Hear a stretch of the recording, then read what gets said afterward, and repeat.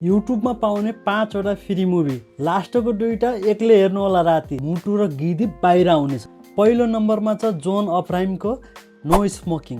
यो 2007 मा आएको यस्तो बवाल मुभी छ हैन। सुरुमा त तपाईलाई यो मुभी पुरै चुरोट तानेको मात्र देखाउँछ है त। फिल्मको नाममै नो स्मोकिङ छ हैन। अब हिरो के गर्छ भनेपछि टोयलेट जाँदा पनि बाथरुम जाँदा नि हग्दा नि खाँदा नि सुत्दा नि चुरोट ताने गर्छ। अब एक दिन चाहिँ साथीहरूले चाहिँ एउटा बाबाको नम्बर दिन्छ, एउटा ठेगाना दिन्छ, गएर चाहिँ चुरोट छोड्ने ठाउँ भनेर। अब त्यहाँ जोन अब्राहम जान्छ।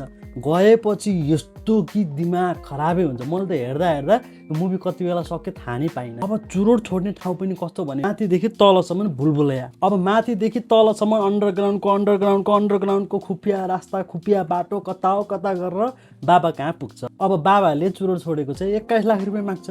अब 21 लाख अब चुरोट छोडेको चाहिँ कसरी दिने, अब त्यही डिस्कस हुन थाल्छ। अब बाबाले वार्निङ दिन्छ, कहीँ पनि चुरोट तानेको देख्यो भने पहिला आफ्नो भाइलाई मारिदिन्छु, त्यसपछि आमालाई मारिदिन्छु, त्यस्तो के हो के। अब त्यसपछि के हुन्छ भनेपछि चुरोट तान्नलाई ऊ चाहिँ हरेक ठाउँमा जान्छ, फ्लाइट लिएर जान्छ हैन, एउटा चुरोट तान्नलाई। बाबाले चाहिँ वार्निङ दिइसकेको हुन्छ। यस्तो डेन्जर छ मुभी चाहिँ। लास्टमा चाहिँ यस्तो सस्पेन्स, लास्टसम्म चाहिँ तपाईलाई फिल्म छोड्नै मन लाग्दैन। एकचोटि घर हेरिहाल्नु होला। यसमा राम्रो पक्ष के छ भनेपछि यो ड्रामेटिक मुभी चाहिँ होइन, एकदम र एक्टिङ, बब्बाल एक्टिङ। जोन अब्राहमको हैन त्यति बेलाको फिल्म भनेको बब्बालै थियो। खै अब मान्छेलाई यो मुभीको बारेमा थाहा छ कि छैन हैन। यो मुभी चाहिँ एकचोटि गएर हेर्नुहोस्। युट्युबमा चाहिँ मजाले फ्रीमा छ, गएर हेरिहाल्नुहोस्। अब 2 नम्बरमा छ टेबल नम्बर 21। अब कतिलाई थाहा होला हैन, 2013 मा एउटा मुभी आएको थियो टेबल नम्बर 21। परेश रावलको एक्टिङ र लुक्स आम्मा बब्बाल हलिउड लेभलको। अब यस्तो गेम खेलाउँछ परेश रावलले दुईटा कपाललाई हैन। अब पैसा डबल का डबल। अब पैसा भनेपछि मान्छे पागल हुन्छ। अब दुईटा कपालहरू पैसा भने चाहिँ कपाल काट्नेदेखि लिएर खुन खानेदेखि लिएर जे पनि गर्न सक्छ। अब के हुन्छ भने चाहिँ कहानीमा ट्विस्ट भनेको के हुन्छ भनेपछि तपाईँको यस्तो हलिउड लेभलको त्यति बेलाको यस्तो सिनेमेटिकदेखि लिएर कहानी साइन्स फिक्सन टाइपको यस्तो दामी बनाएको छ अनि एउटा गेम टाइपको, जस्तो यो हाम्रो स्क्विड गेम टाइप छ नि, हो स्क्विड गेम भयो, अनि त्यसपछि एलिस इन बोर्डरल्यान्ड भन्ने भयो नि, हो त्यस्तै टाइपको एउटा गेम खेलाउँछ क्या। अब त्योमा गेममा यस्तो बबाल च्यालेन्जिङ हुन्छ। त्यो च्यालेन्जिङहरू चाहिँ कसरी पुरा गर्छन् या लास्टमा किन त्यो कारणले चाहिँ अब तिनीहरूलाई चाहिँ बोलाएर त्यसरी गेम खेलाएको पनिसमेन्ट, एक किसिमको पनिसमेन्ट नै भनौँ न होइन। यस्तो बवाल मुभी एकदम लास्टसम्म यस्तो बवाल मजा आउँछ, गएर हेरिहाल्नु होला।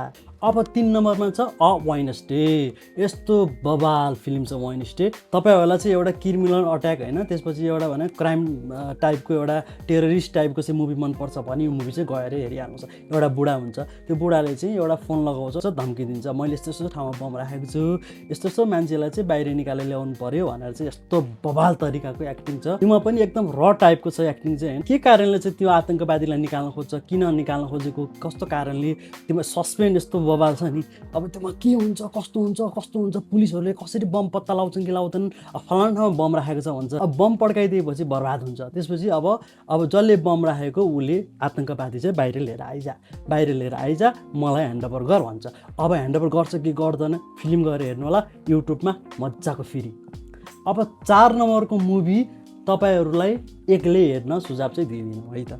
अब राति एक्लै हेर्दै हुनुहुन्छ भने युट्युबमा मजाले फ्री छ। 2003 मा आएको यो चाहिँ डरना मनाए भन्ने फिल्म युट्युबमा मजाको फ्री छ। तपाईँले यसको क्लिपहरू कतै न कतै देख्नुभयो होला। मलाई चाहिँ यस्तो बवाल छ यो फिल्म। योमा कहानी के हुन्छ भने चाहिँ साथीहरू जान्छन् एउटा जङ्गलमा, गएर बाहिर पिकनिक गएको हुन्छन् होइन। उनीहरू चाहिँ अब कहानी सुनाउँछन्। अब 5-6 वटा कहानी, हरेकजनाले एक एउटा कहानी सुनाउँछन्।